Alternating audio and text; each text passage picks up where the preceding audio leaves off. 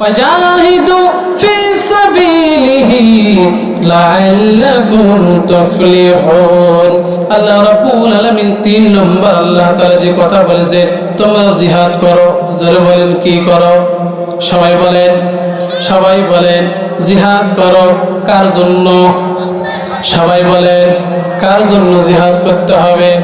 জিহাদ করতে হবে, জিহাদের মানসিকতা থাকতে হবে। কথা বলেন ঠিক কিনা?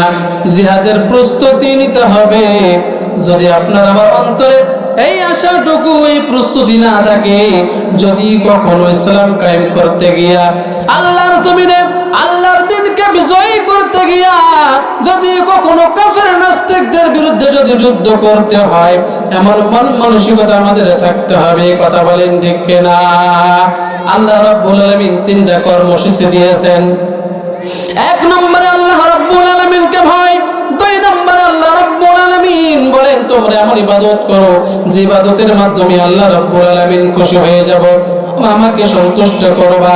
3 নম্বর কর্মসূচি আল্লাহ রাব্বুল আলামিন আয়াতের মধ্যে দিলেন, ওয়াজাহিদু ফি সাবিলি, তোমরা জিহাদ করো। 3টা কর্মসূচি দেওয়ার পর আল্লাহ রাব্বুল আলামিন ডাক দিয়ে বলেন লাআল্লাকুম তুফলিহুন, আল্লাহ তাআলা বলেন তারা সফল হয়ে গেছে। জোরে বলেন সফল কারা? যারা এই 3টা কাজ করেছে, আল্লাহর ভয়ে যারা জমিনে গুনাহ ছেড়ে দিয়েছে, ঠিক কিনা?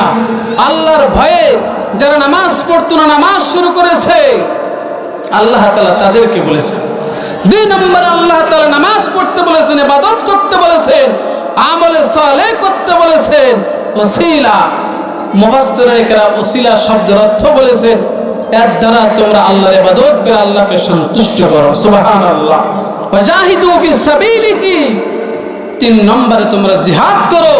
এই 3টা কর্মসূচি যারা জমিনের মধ্যে বাস্তবায়ন করবে, আল্লাহ তাআলা বলে লাআল্লাকুম তুফলিহুন, তারা আখিরাত এবং জমিনে তারা সফলতা অর্জন করেছে। সুবহানাল্লাহ। প্রিয় ভাইরা আমার, আমরা সফলতা অর্জন করতে চাই কি চাই না? আরো জোরে বলেন চাই কি চাই না?